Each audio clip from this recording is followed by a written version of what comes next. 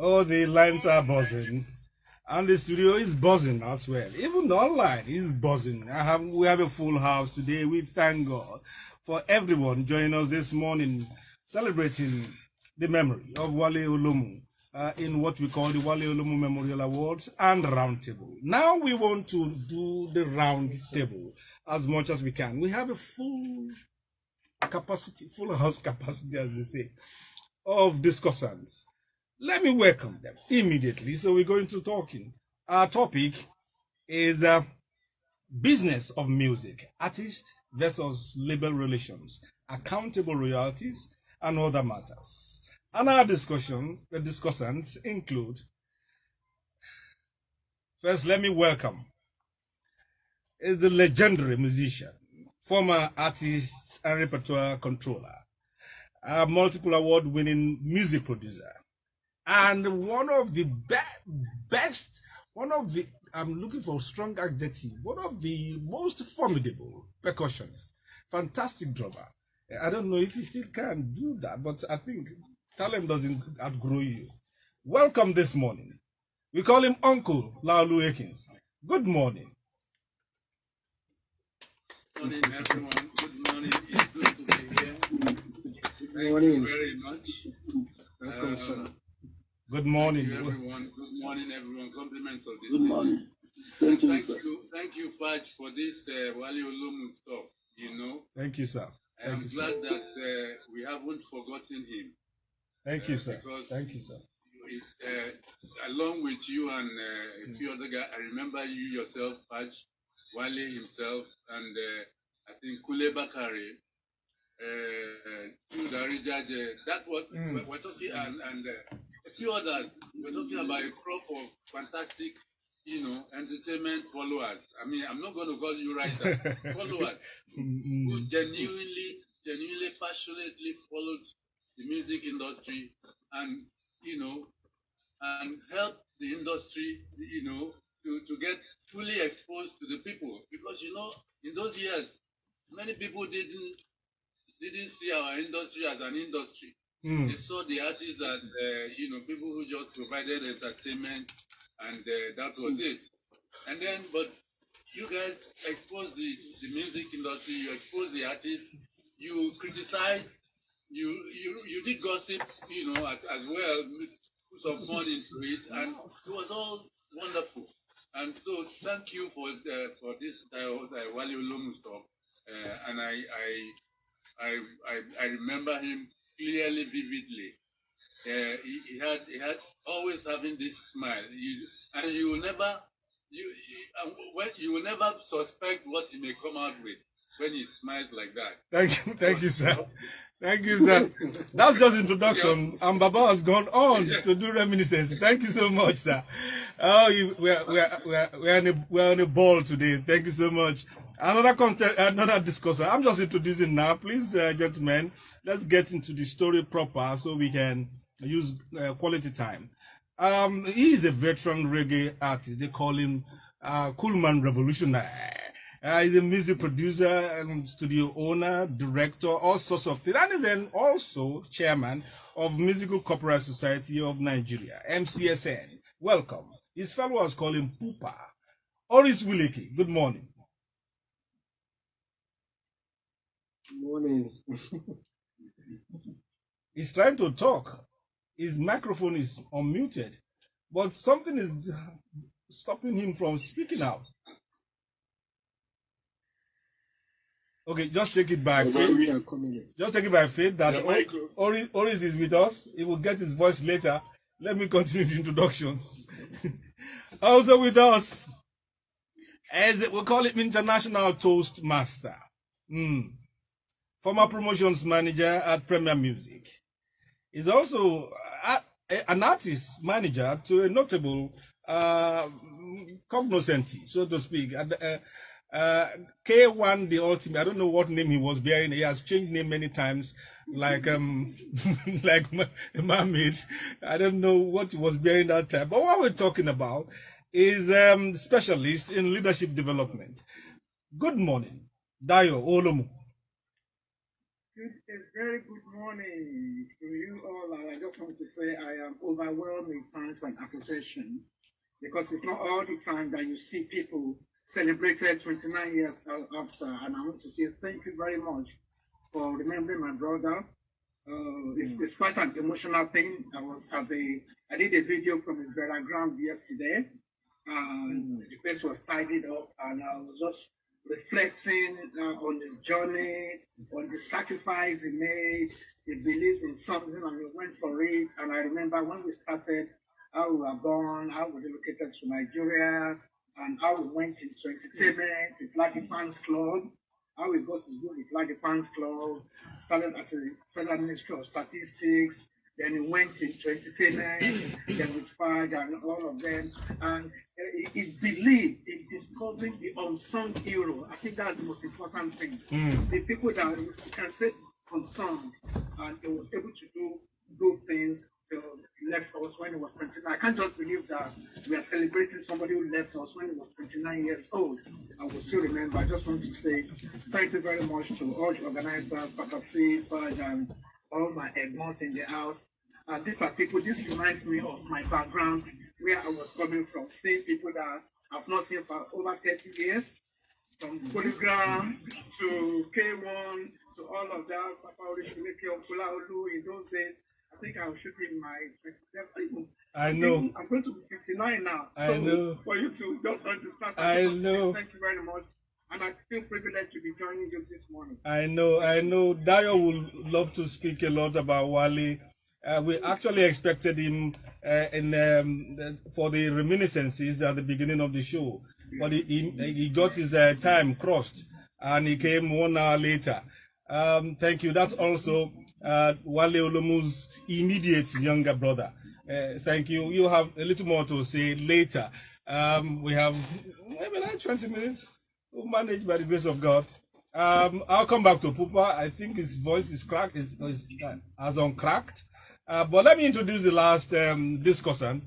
He is a gospel music star and very fiery when it comes to the industry. And he used to be, I don't know whether I think she resigned. She used to be an executive of a music label. Welcome to the studios of the Vintage Talk Show, live here with me, Kenny Saint Best. Good morning. Good morning, Faj. Good morning, Pupa. Good morning, Dayo, Olomu. Good morning, Uncle Laolu, Akins. Who else is there? Good morning, everyone. Everybody. All protocols observed. Wale, my friend. Ayo, Lawal. Everyone, good morning. It's a privilege because it's only the living, that can be on the show right now. Even though we are celebrating the ones that have gone to the great beyond, Dayo, Olomu, of course. I think I had just come into the industry at that time, and fame was the big thing. It was sort of the beginning of fame. Yeah, he was, and so he would rally. There were not too many artists, those days, and he was so gentlemanly. I knew that about him, calm, cool, collected, very unassuming. You never knew the energy, the robustness of his of the duty of what he had to deliver. For at that time where there were not too many awards and there were no laid down rules on how to do it. I mean, you just have to, and there was no Google to say okay to get help for him to get help, And there he was, as young as he was. I mean, you don't get young people to be that energetic, that productive, that resourceful these days, because they just rely on online resources. Yeah. But Dayo was out there. Wale. Sorry. Wale was out there. I think Dayo got the bug from Wale. Yeah. They almost look alike. Yes. Because he was always telling him about, getting sure that, was. okay, this is done, even though the brother was the one like at the front burner. So, yeah, thank you for inviting me to be on the show. Thank you. Yes, I'm still a member. I'm still an executive. Oh, that is it. Good to know. Good to know. Yeah. So we'll get to the bottom of why we are here. I hope we won't spend the whole day for doing introductions because we haven't heard from Pupa. Pupa, good morning. Are you with us now? His voice is still not. The enemy will not succeed today. Pupa's voice is still not loud. But let's keep on talking. Let's start. We have a few more minutes. Let's start. I'll start with Uncle Laolu. Let's talk about you. You were at one time like a god to promising budding artists who look up to you to recommend them correctly for production and for release by big companies. We'd like to share with you. Let me get it out of the way. Pupa, can you talk now? Oh no. If he can't talk. Okay, Uncle Laolu, if you are listening to me, we want to ask, what is the problem? What's the genesis of this issue? Because from life in memoriam, as they say, we've been hearing about squabbles or quarrels between recording companies and the performing artists or recording artists. Sales are always contested. Royalties are, as far as the artist is concerned, never up to scratch. What is the problem and how can we deal with it? Because 34 years after, 40 years after, we still have the same issue. Well, thank you. I think we have to take it from the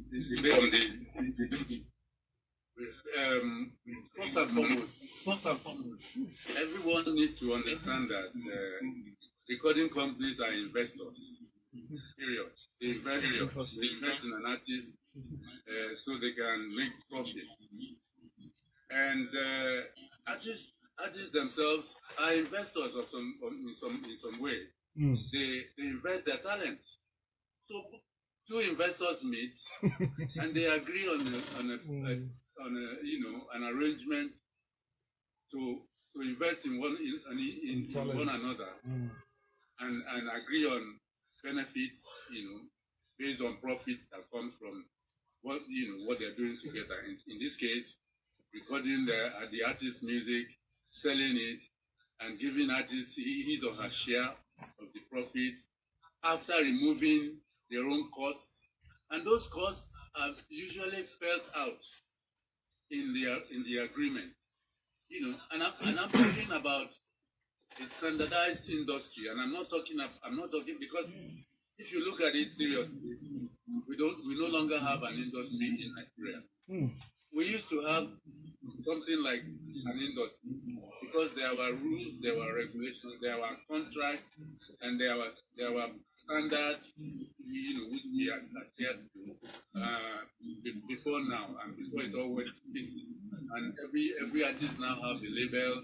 Every artist is his own producer. Every artist is his own probably manager for everything. In those years, full recording companies who invested seriously in the artists, and artists themselves believed in them. So it was basically a business. And when you are in an agreement, you have to play your part. Most of the time, there were misconceptions from the artist's point of view of what the roles of the companies are. Like artists, I found out, never really bothered so much about what's going to happen because they had no consideration of whether their work is going to be successful, at the end of the day. They first want to get out and out. Put me out, record me, then put me out in the market. Don't make me popular and all of that. Those were the things that happened in those years. Now things are different, thankfully. But even in those years, I remember Chief Obe told a story about how he walked to Decca. He insisted he wanted to see the Oyibo that, look, I am a star. I am a star. If you record me, I will be a star. We walked in there, and eventually they recorded him, and behold, he became a star. But the contract he signed then was just, record me, pay me whatever. He didn't have a lawyer to discuss his terms and everything. Just record me, and I know that many artists I like that. did the same. Yeah, well, like that those years. Even at the point where I was working for a recording company, we still had a lot of artists who just said, no, just record me, put my record out. You understand? And when we insisted that take contract, take agreement, speak to your lawyer, let them explain it to you, I said, no, it doesn't matter. And I'm telling you from experience. So this issue about disagreement over royalties and everything, it's been a long, and it's based on misunderstandings and misconceptions of the roles that each one should play, first and foremost. Now, let's understand that artists have their part, which is very important. The same way the companies have their part. When the company gives an artist a contract, it's going to charge him for recording him. It's going to charge him for marketing. It's going to charge him for distributing him, for promoting him, and everything. Those are costs that eventually are termed as advance royalties and payments. So at the end of the day, when the records begin to make profit, these are going to be payments that the company has made as investment are going to be taken out even before the artist begins to get a royalty, which is based on the percentage of the sales of his record. So assuming, for instance, the record is going to an artist has signed a contract, his royalty is probably 8% of the price of the sales of each record. Now inside of that, there's what they call promotional expenses and all that. Not only expenses, the records that are going to be given out, how to promote it and all that. Okay, marketing and everything. Those ones come at a cost, which is also removed. Okay, sir. Promotions and all of the rest of it. Okay, so all of those form part of the deductions that the companies will make. So when the artist begins to make profit, they will remove all of those things. But what you will hear at the end of the day is that my company is not paying me royalties. Cheated me and all that. Okay. Yes, and all of that. Thank you, sir. And that is the basic misconception that artists often have at the time. And I think that it was born out of the fact that people never took time to understand the agreement that they were signing. To read the dotted line. Thank you, sir. Thank you, Uncle. Yeah, like you go look at insurance give you agreement. Yeah. There are small letters in there which they never show you. Unless you bring a lawyer who understands the insurance. The fine print. Yes, the fine print. The fine print. Thank you, Uncle. Exactly. Thank you, Uncle. So yeah. Let me Yes, we're running out of time. Papa, can you get your voice now? Yeah. The voice is not coming up. Dayo, quickly, let's have your contribution. I don't know what's wrong with Ori's system network today. Dayo, quickly. Olomu has said a lot. If you are not speaking, can we move, please? Because the noise is. It is the man fighting with his microphone. If we start from the beginning, I will share my experience as a record company executive and as also somebody who has managed an artist before. When artists go to a record company, 9 out of 10, they don't have lawyers. Can you hear me? They don't have lawyers. Yeah. They are hungry. And when you go to a negotiation, hungry. Yeah. It can be quite challenging. That is the genesis. So when they go there, like Omplado said, they just want to be signed on. they don't read within the line. So when they now sign on, the record company will now give them the percentage and all of that, and that is where the issues are. Then there's always the contention about number of records sold. Yeah. Don't forget that in those days we have a lot of pirates. Yeah. So by the We time I moved from Lagos to Onitsha, the record is all over the place. The album is all over the place. So when they see that they are playing my album all over the place, popular, and you are telling me I am all over the place, and you are telling me that I've only sold 50,000, and from the 50,000, you are giving me 8%. From 8%, you are also deducting. So that is where the challenge is. If people are, and it is happening now. I know an artist who lives in Dublin who has the same thing. That is hindsight. But when Lagbaja signed on Sandoka with Polygram Records in those days, we did not have that challenge because Lagbaja came with his lawyer, with all the papers, and they have a very good understanding.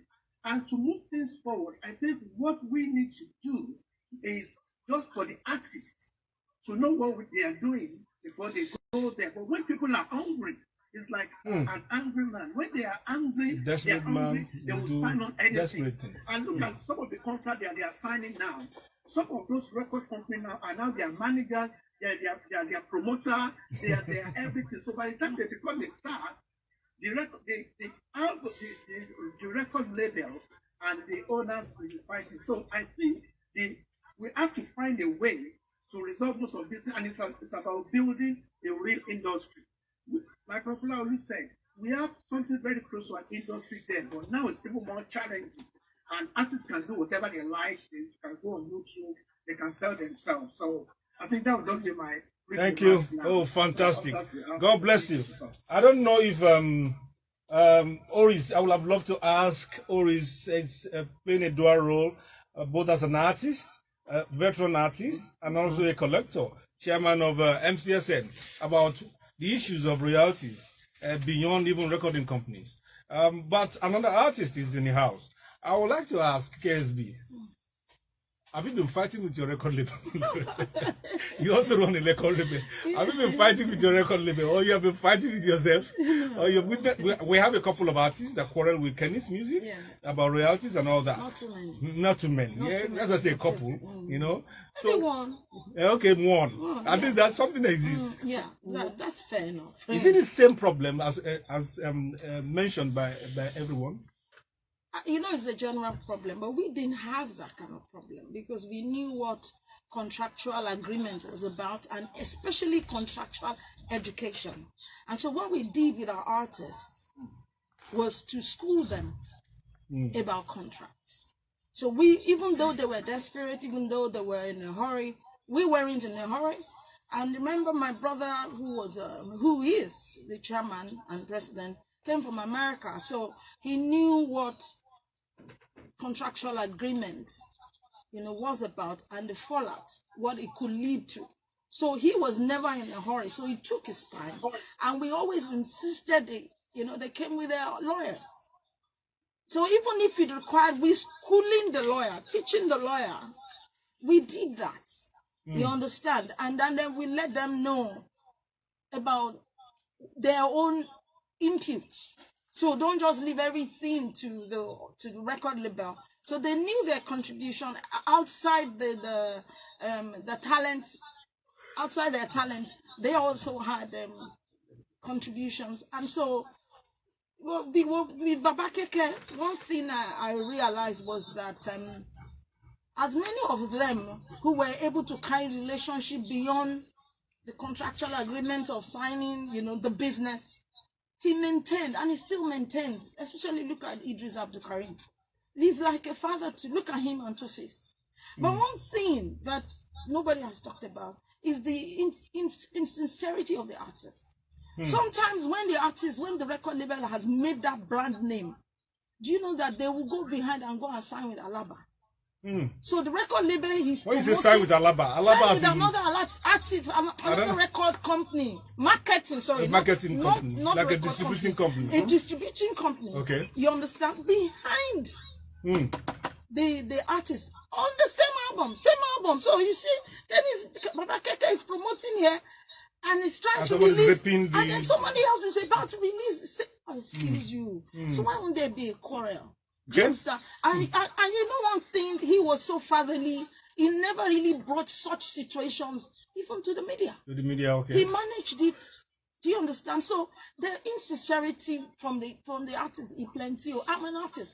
Yes, we have expectations. That's yes, problem. we never think that the royalties were enough. No artist agrees. Even when it is the real thing, artists would always believe that I'm big, I don't blow. You understand? So, okay. so some are very realistic, while others are not just realistic. Thank you, KSB. Pupa, are you with us now? Hello, Pupa, are you with us now? Something. Wow. Do you mind if I just add something? Yes, we have about 2 minutes more for just one. 2-3 minutes more. I just want to add something that when an artist is now very popular and they are successful and they sign on to a record company, they hardly have that problem. It is when they are hungry. So when anyone never had any problem with Omaji Record because it was successful, it was in charge of that contract. Yeah. He runs the show. So what he does is that he will go to the studio, record, pay for the recording, and now give the master. So he owns the master. Baba Maje will give him the former Olubado Ibadan. They will now give him money, large sum of money. Then after a period of time, he will collect his master. So he owns everything. So the agreement is different from the ones I've been talking about. Okay. The best place an artist can be is when they are successful, they have a lawyer, they make sure that they own virtually everything. Then life is easy. Okay, thank you. If I just say something, sorry. Let me see if Oris can speak again. He hasn't said a word. He's been speaking to himself in the house. I'm sure he can hear me, but he cannot speak. We can't hear you. We can't hear you. He can hear. That's the reason why I had to come to the studio. You know, sorry, Pupa. We are going to give KSB 2 minutes out of your time. Mr. Uncle Laolu, another 2 minutes of your time. It is not our fault. Okay, KSB. Okay, in some instances, there are marketing agreements. Some is just like what Dayo just talked about. That's marketing agreements. So it's not from the scratch. And even with that, the royalties are not the same. The percentage. It can be like, okay, 70%. They've been saying 8%. Even we, at our record company, we never did 8%. The least we did was 15%. Then Zabaja came, what he mentioned, with the marketing deal. You understand? Of course, we could not be doing, we didn't record. The most of the recording were not even done in Nigeria anyway. Then Femi Anikulapo came with promotional deal. Just promote me. Just so we don't have, you have nothing to do. Yes, you don't have nothing to do with my sales. You know, why some people is just image. So like Dayo said, the hungrier, the more desperate the agreement. When Shino Peters had issue with the buying community, and he needed to release another song into the system, it was the company that rebranded. Well, so we had a job to rebrand. You know, so the major assignment was rebranding. Thank you, KSB. Uncle Laolu, last word, 2 minutes, sir. You know, the industry is very wide, you know, very, very wide indeed. And I think that in this place in Nigeria, we can speak all the grammar that we want. We can do until we have a properly structured industry here. We're going to keep having problems. Not every artist will become successful overnight. Yeah. We must understand that. And an artist needs to start somewhere and grow. Somebody has to take the responsibility to bring an artist out and you know, help them to start a career. Now, at that point, there's an obligation to whoever invests in that artist, and there's also an obligation for whoever for often the company that is investing. Everybody needs to understand their roles and play their roles properly. Thank you, sir. That you give an artist, you give a company responsibility. I mean, you give them copyright. You surrender your copyright to them. You go and sign to somebody. You go and sign with another person. That's what I said about standard industry. When we have a standard industry, those kind of things will never happen. I have lots of stories about artists who try to jump ship and go from from fire to fire. What we need is to look at situations where we can have our standard industry, structured industry. We do not have it here.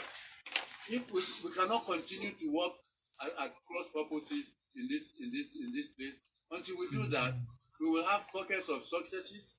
We will not have a general success. Whereas there are so many artists today who are just working and working. You know, Uncle Laolu, would I say that you should champion it? Yes, sir. Bottom line for me is that the industry is not united until it agrees to be united and know that everything that affects one affects everybody, and then work together, fight the ills of the industry, whether it's practicing the business, whether it's investment, whether it's agreement, whether it's copyright, whether it's performing rights or whatever. Thank you, sir. Thank you, sir. KSB was suggesting that you should be the uniting force to spearhead it. But that's a meeting for another day. Thank you so much for the wonderful wrap up on Roundtable. Thank you, Uncle Laolu Akins, Laolu Akintunde. Thank you so much, sir.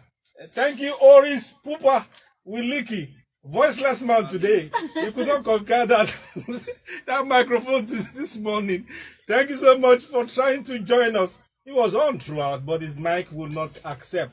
And thank you so much, Dayo, Olomu, whose voice we wanted to hear. We listened to Taibat earlier in the morning. We listened to Dayo. We listened to Michael Effiong talking about the Adewale Olomu. I remember. And we read your story. The story you wrote about, every 22nd of December, Dayo was always at the gravesite and writing something on Facebook. So we quoted the one you did in 2021. And there you were, thinking that 7 is 8 o'clock. No, this is Niger time. Thank you so much for coming. And KSB, lovely and dashing as ever. Thank you so much. We still have 2 hours in the studio that we have to do one way or the other before we leave. Thank you. And have a wonderful weekend. Our guest on Roundtable.